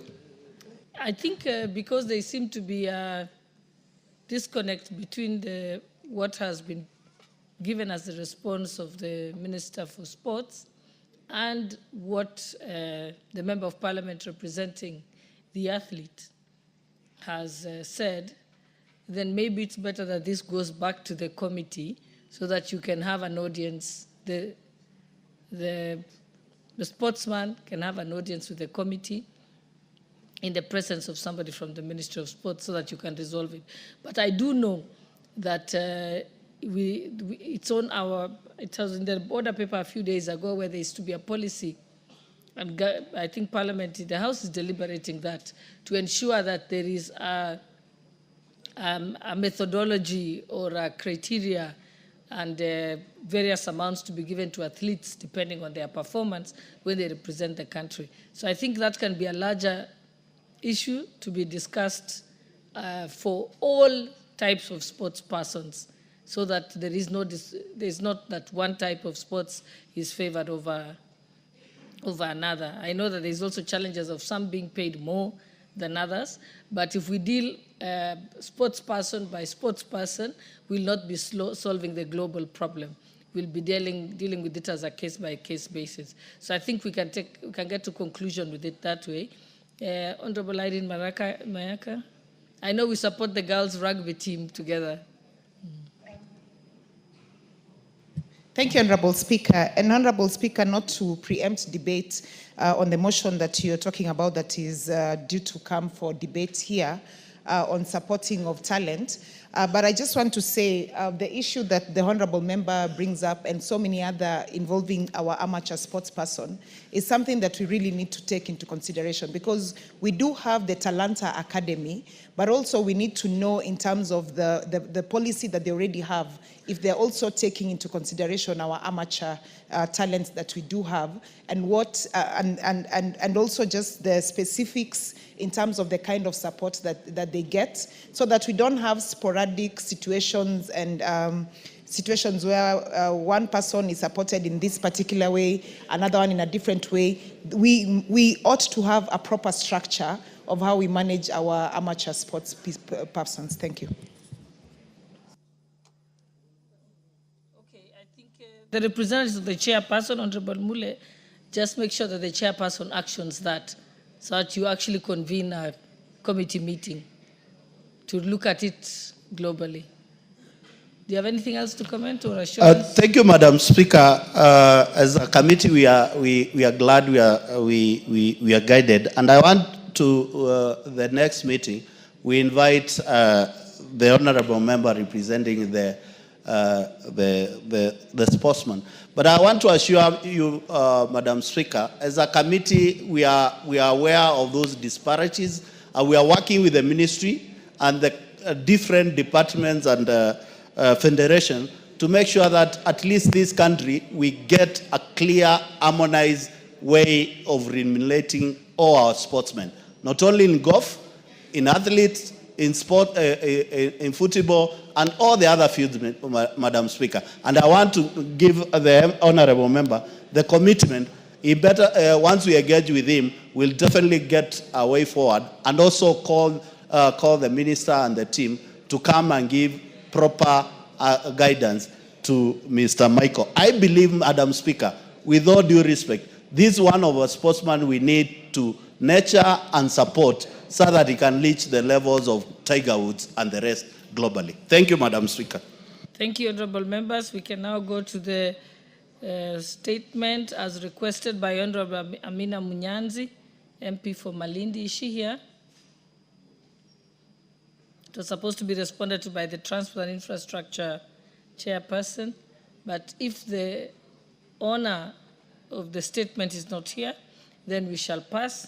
So that takes us to the, I think with the permission of the Speaker, Honourable Sirma, your statement will be answered to. Yes. Thank you, Madam Speaker. I wish to apologize for having come late before when I was called. You had requested a statement, isn't it? I'm requesting a statement. Oh, you're requesting a statement. I'm requesting a statement. Okay. Honourable Speaker, pursuant to the provisions of Standing Order 44.2c, I wish to request for a statement from the chairperson of the Departmental Committee on Trade, Industry and Cooperatives regarding the participation of Kenya Kenyan exhibitors in Expo 2025 in Osaka, Japan. Honorable Speaker, the Osaka Expo 2025 is a collaborated event between the Japanese national government, various countries including Kenya, and business from both the domestic and international private sectors. Noting that the Expo provides a unique platform to Kenya to showcase its export products, the Kenyan Export Promotion and Branding Agency, KEPROBA, selected 19 Kenyan companies to participate in promotional activities during the Expo.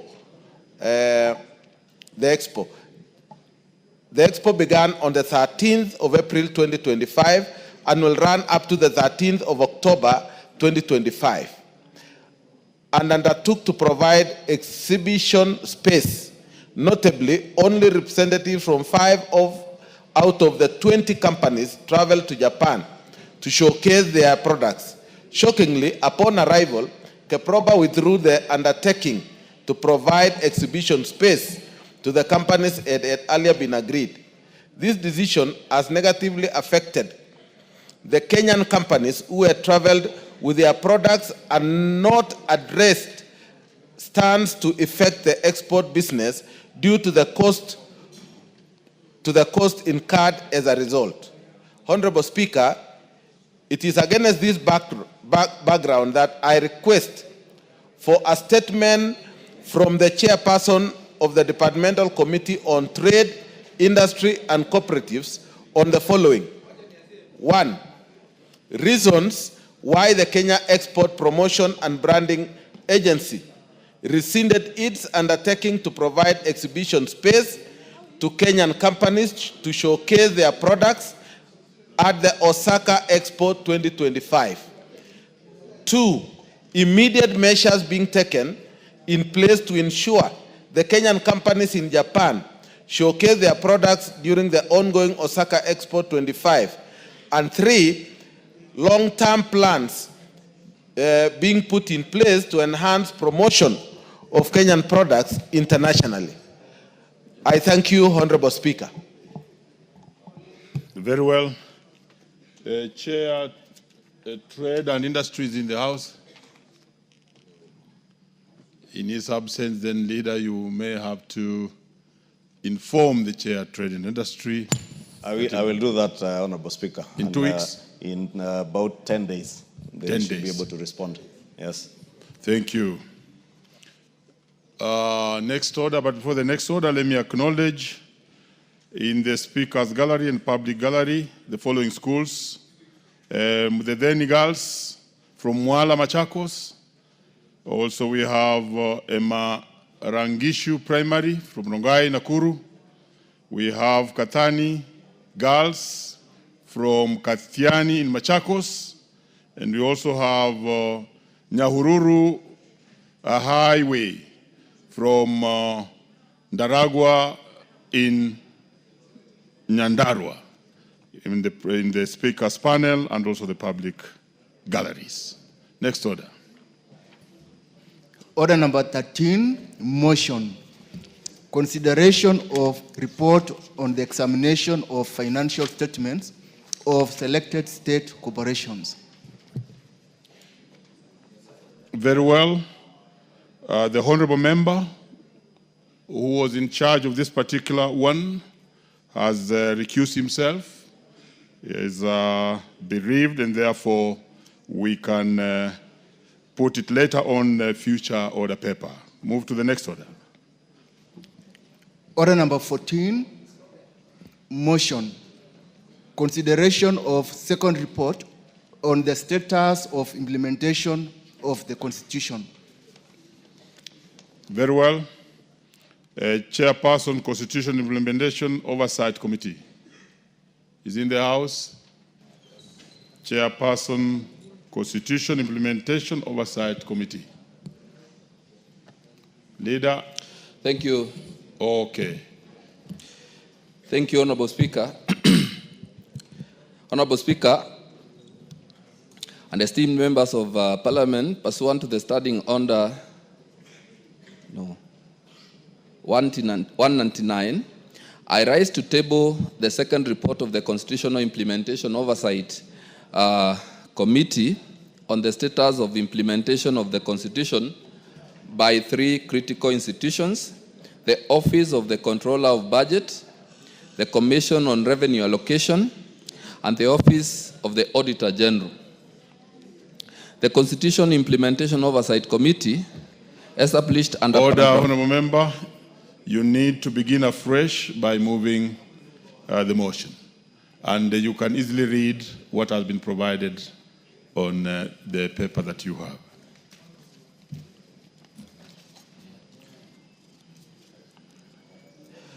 Honourable Speaker, I wish to move the following motion: that this House adopts the second report of the Constitutional Implementation Oversight Committee laid on the table of the House on the Tuesday, 24th June 2025, on the status of the implementation of the Constitution by 1, the Office of the Controller of Budget; 2, the Commission on Revenue Allocation; and 3, the Office of the Auditor General. Honourable Speaker, and the esteemed members of Parliament, pursuant to the Standing Order 199, I raised to table the second report of the Constitutional Implementation Oversight Committee on the status of the implementation of the Constitution by the 3 critical institutions, that is, the Office of the Controller of Budget, the Commission on Revenue Allocation, and the Office of the Auditor General. The Constitutional Implementation Oversight Committee, established under paragraph 4 of the 6th schedule of the Constitution, bears the solemn responsibility of overseeing the constitutional implementation. These reports represent our committee's assessment of how these vital institutions are discharging their constitutional mandates and the impediments they face. Honourable Speaker, our engagements have revealed a troubling paradox at the heart of Kenya's governance system. While we have established a world-class constitutional institutions with clear mandates to safeguard public resources and ensure accountability, we have systematically undermined their capacity to deliver on these mandates. The evidence before us paints a picture of institutions struggling to fulfill their constitutional roles, not due to lack of competence or commitment, but due to deliberate structural impediments that render them ineffective.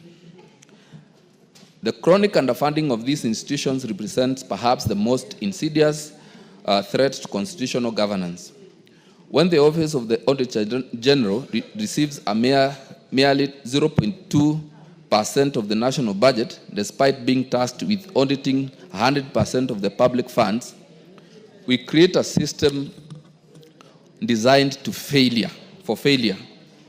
This is not an oversight or budgetary constraint. It is a deliberate weakening of oversight mechanisms that should concern every Kenyan who believes in accountable governance.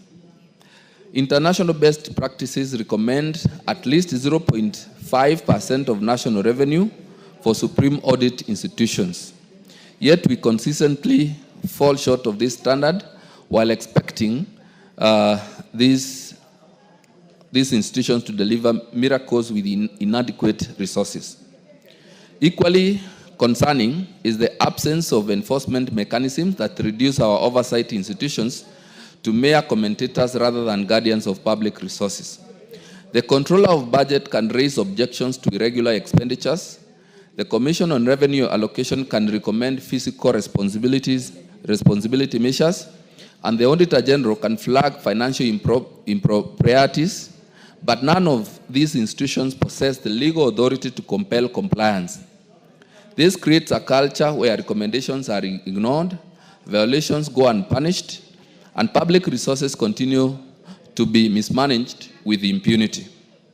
The systemic non-cooperation by regulated entities further compounds these challenges. When the county governments deliberately operate unauthorized bank accounts, failure to submit mandatory fiscal reports, or ignore oversight recommendations, they are not merely flouting administrative requirements, they are undermining the constitutional architecture of accountability. The fact that only 24 out of 47 counties submitted their county fiscal strategy papers to the Commission on Revenue Allocation, despite clear legal requirements, demonstrates a concerning disregard for constitutional obligations.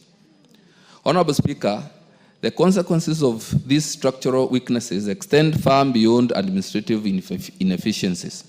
We are witnessing a pending bills crisis worth about 538 billion nationally.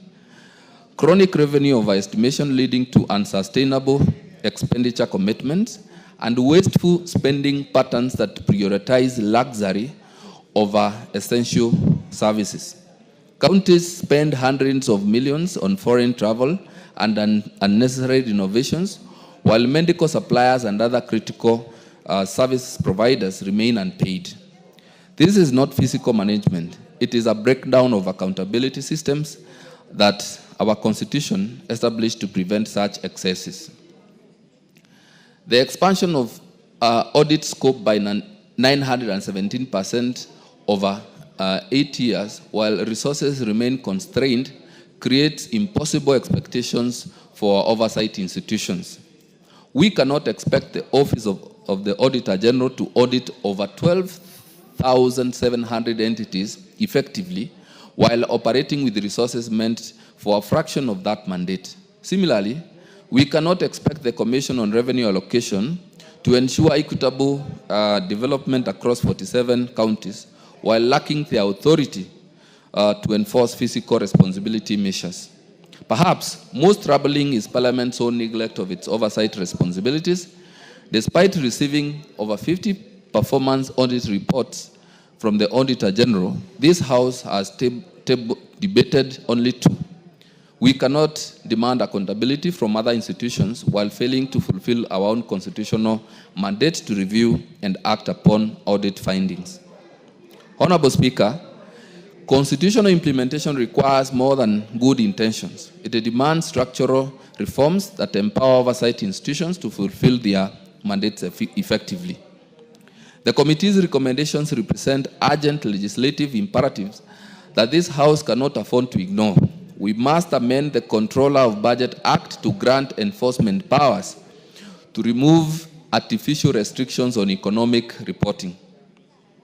The integration of payment systems between the Controller of Budget and the Central Bank of Kenya would create an end-to-end oversight from budget approval to actual budget expenditure, closing current loopholes that enable financial irregularities, bringing special funds and levies, including the housing levy that collects about 63 billion annually, under proper oversight mechanisms would eliminate the accountability gaps that undermine public confidence in fiscal management. We must also strengthen the Commission on Revenue Allocation Act to include meaningful penalties for non-compliance by the county governments. Constitutional obligations cannot remain optional. They must be enforceable with clear consequences for violations. Honorable Speaker, this House bears primary responsibility for the success or failure of constitutional implementation. Every budget cycle where we underfund oversight institutions while expecting them to safeguard public resources represents a failure of our constitutional duty. Every session where audit reports gather dust without debate undermines the accountability mechanisms that protect public resources. The choice before us is clear, Honorable Speaker. We can either strengthen our institutions through adequate funding and enhance legal authority, or we can continue the current trajectory towards weakened oversight and increased fiscal impunity. The cost of inaction is measured not only in misallocated resources, but in eroded public trust in constitutional governance itself. Honorable Speaker, the Constitutional Implementation Oversight Committee will continue its vigilant oversight of constitutional implementation. However, oversight without power to enforce accountability is mere performance theater. These institutions need Parliament's unwavering support through adequate funding, enhanced legal authority, and recognition of their critical role in safeguarding Kenya's democratic gains. The Constitution we sought to defend establishes clear principles of accountability, transparency, and responsible governance. These principles remain aspirational than operational when these institutions mandated to enforce this lack the resources and authority to do so effectively. Today, this House has an opportunity to transform constitutional promises into constitutional reality. Honorable Speaker, pursuant to the Standing Order 199, I lay this report on the table of the House and urge the honorable members to treat these recommendations with the constitutional urgency they deserve. The integrity of our democratic institutions, the trust of Kenyan people, depend on leadership this House demonstrates in strengthening constitutional implementation. So, Honorable Speaker, with all those comments, I wish to ask the Honorable Mulanya to second. Thank you, Honorable Speaker. Honorable Mulanya. Thank you, Honorable Speaker, for giving me the opportunity to second on this particular report. Honorable Speaker, as a member of the CIC committee, we indeed listened to submissions by the three commissions. And one of the things that came out very clear is the issue that there are serious legislative limitations that limit the performance of these particular commissions. And there are recommendations that our committee has given that we need to have amendments so that we give this commission teething power so that they can effectively oversight the performance of this of their functions. For instance, Mr. Speaker, we noted that there was a serious complaint from the Commission on Office of the Commission on Budget Allocation, OCOB. They indicated that they have challenges oversighting the expenditure by county governments. And these are the issues that we have been rising on the issue of pending bills. The county governments will present a request for withdrawal of public funds, but they don't apply to the end use as requested in the application. So those are but now the commission has no powers to follow up and ensure that the county applies the funds as per the request that was made. So those are the issues that the commission requested that this particular house amends the law so that the funds can be channeled to the proper use to avoid the issue of pending bills. We also noted the issue, there were serious issues that were raised on expenditure that you find that most county expenditures are made on renovations and purchase of luxury vehicles. And yet, there are no purchase of supplies on medical supplies. So we note that Kenyans hospitals are suffering. And yet, there is a serious wastage. When the people say that the government has no money, but the money that is available is not put to proper use. These offices were put in place, in particular the OCOB. Initially, the functions were being performed by the Office of the Auditor General. But the drafters of the 2020 Constitution deemed it fit to separate these functions so that we can have proper oversight of these public funds. So, Mr. Speaker, for us to properly oversight these commissions and also give them powers to perform their duties, I propose that we fully adopt this report and ensure that we have proper legislation in place so that the commissions are given the powers and also enough allocation to meet their budgetary needs. Thank you, Mr. Speaker. I support them. You second. Give him the mic, he seconds. I second, Mr. Speaker. Thank you. Order, honorable members. Order, honorable members. I now propose the question that this House adopts the second report of the Constitutional Implementation Oversight Committee laid on the table of the House on Tuesday, 24th June 2025, on the status of implementation of the Constitution by 1. The Office of the Controller of Budget, 2. the Commission on Revenue Allocation, and 3, the Office of the Auditor General. So who takes the first bite here? Honorable James Jika. Thank you, Mr. Speaker, for giving me this opportunity. Mr. Speaker, I rise to support this report. Mr. Speaker, I just want to make a comment. I've noticed it on many, many occasions.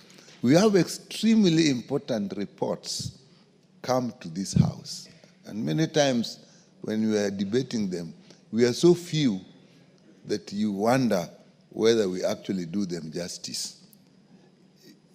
If you don't, this one is obvious as we are now. But I also saw when we had a report which was indicating the employment opportunities in various parastatals. Again, that was an extremely important report. Again, when we were discussing it, it was the same thing. So having said that, Mr. Speaker, I support this. This report is extremely important. It's looking at 3 very important institutions of financial management in the country. It is looking at the Office of the Auditor General, Commission of Revenue Allocation, and the Office of the Budget Controller. Mr. Speaker, that is all the government oversight machineries that we have, really. Not just machineries, but even the allocation of funds. So if we find, as this committee finds, that actually they have structural impediments that is actually stopping them from achieving what the Constitution intended them to achieve, how do we expect that we will find funds that will go to serve our people? In all the 3 important institutions, the issues that have come out is, 1 is underfunding. That has come across. 2, no enforcement mechanisms. Even if you take those 2, then what does the Auditor General do if they find that there's a problem? There's nothing they can do. 2, they are underfunded, so they don't have the capacity to do what they're supposed to do. The same for Commission of Revenue Allocation. The same for the Office of the Auditor General. Now, they have gone ahead and given examples. For example, the county governments, in the issue to give examples of the effect of lack of enforcement mechanism, that the biggest culprit in the county governments, there is wasteful spending. They have indicated that. The Auditor General will notice that, but that is as far as they can go. Then it is expected that a report to Parliament and Parliament will act. Then they go ahead and say that there is undue delay in handling these audited reports. So basically nothing happens. And if we go particularly in undue delay in Parliament, that grossly affects the funds that go to the county, because by law, we actually allocate at least 15% of the last audited accounts. If you are audited accounts that the audited accounts were done 5 years behind, and that is what you are using to allocate the money, which is far, far different from the revenue that is expected that year. Again, there isn't much we are actually doing. They have indicated that there are misallocations. For example, they said you can find that there are purchase of luxury vehicles. You find that there are innovations. And yet, essential services like medical supplies are not purchased. We read it like that, and it is ended. And when we're discussing this, Mr. Speaker, we are so few, and there isn't much that will go. So we actually shoot ourselves in the foot. So, Mr. Speaker, I can see my time is up, but I think this report is so important and I support this, and I will call upon the Committee on Implementation to actually take this report, look at what has been recommended, and actually make sure that some action is taken. I commend the chair for bringing this. Very well. Before we get to the next speaker, let me acknowledge in the presence of the speaker's gallery, Seke Nani Primary School from Narok West constituency, and county is Narok. Also, we have Nturiri Primary School from Mara constituency, Tharaka Nithi County. We equally have Olki Lene Second School from Narok South constituency, Narok County. Indeed, Chematia, are you speaking on this? Because as he puts it, Honorable Nikal, this morning I was dealing with the schools that don't exist, which got money in parts of the country, and the controller, the Auditor General raised the matter, and there were many schools, and they are getting up to 50 million, but now it ends there. So are you speaking of this? Oh, very well. Honorable members, there being no further interest on this particular one, I would want to ask the mover to reply. Thank you, Honorable Speaker, and thank you, Honorable members who have added their voices to this report. Honorable Speaker, the spirit of the 2010 Constitution was to ensure good governance in this country and prudent utilization of public resources.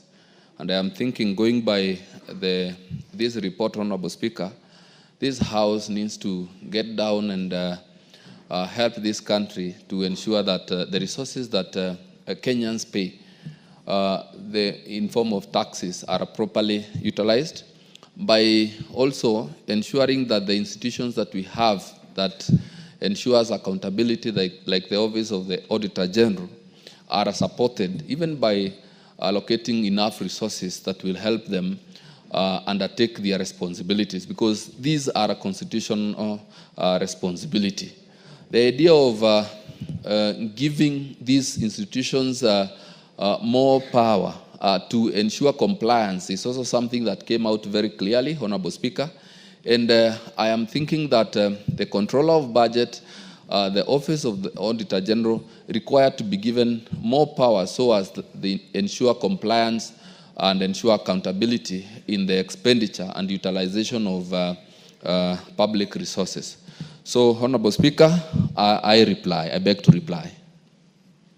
Very well. The putting of the question shall be deferred to the next sitting. Next order.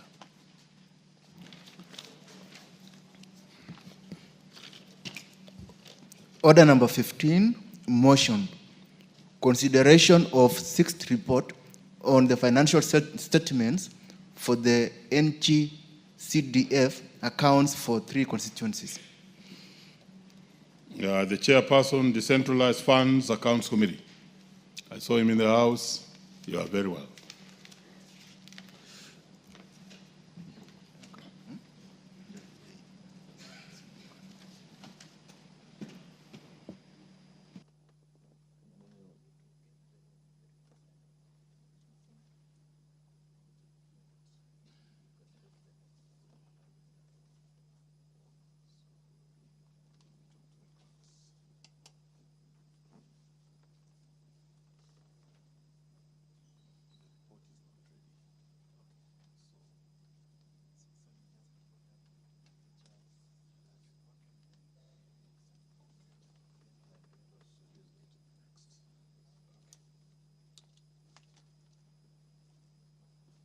Thank you, honorable members. I'm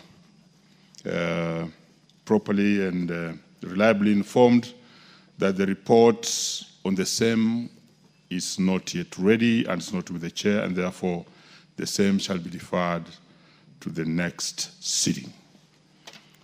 Honorable members, we may be up standing.